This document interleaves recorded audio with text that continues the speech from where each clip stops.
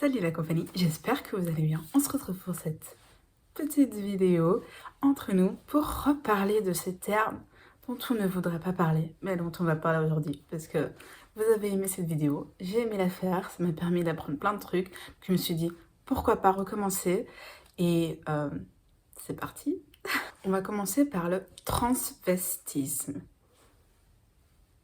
Je vous laisse, quelques secondes pour essayer de deviner ce que c'est. Mais je pense que vous savez.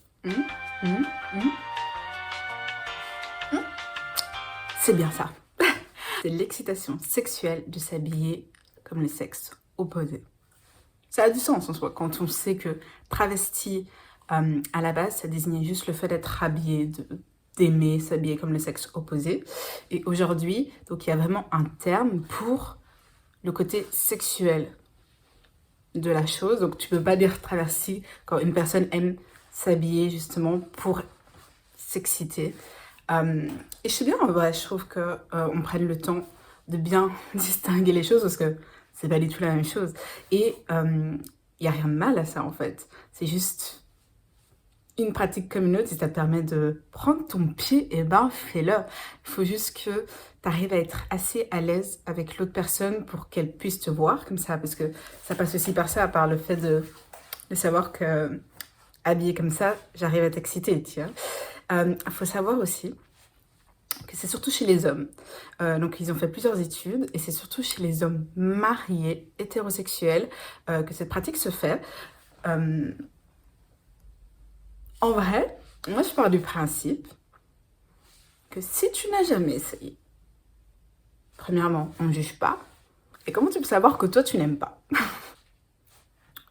Changeons de sujet, changeons de terme.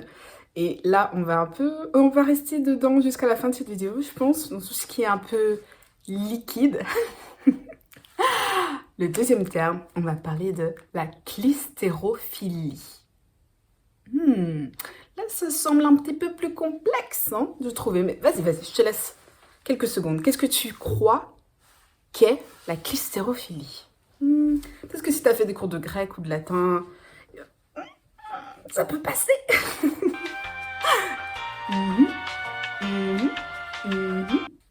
Alors, t'as trouvé? C'est le plaisir sexuel associé au fait de faire ou de recevoir un lavement intestinal.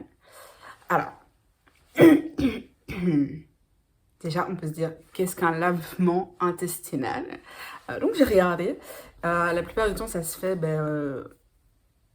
assez simplement. Donc, c'est le fait de mettre énormément de liquide d'eau dans le côlon par l'anal. Et donc, ça permet vraiment d'avoir ce nettoyage du corps. Plusieurs psychologues pensent que ce type d'excitation viendrait du fait que, étant plus jeune, la personne recevait beaucoup de lavements de sa mère et qu'elle prenait du plaisir à ça. Et donc, en grandissant, est excitée par ceci.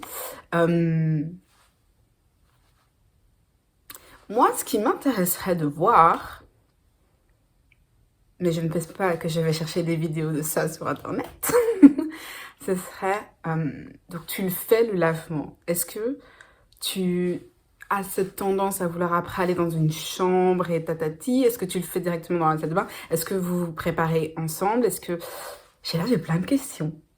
Si jamais c'est quelque chose que vous faites, on peut se parler en privé, hein, pas besoin de partager tout ça, mais en vrai, je trouve ça méga intéressant d'essayer de comprendre d'où ça viendrait, même si, en tant que psychologue, c'est peut-être bizarre ce que je vais dire maintenant, mais parfois, je trouve qu'on n'a pas besoin de comprendre d'où ça vient, tu vois, t'es comme ça, pas besoin d'en faire toute une histoire.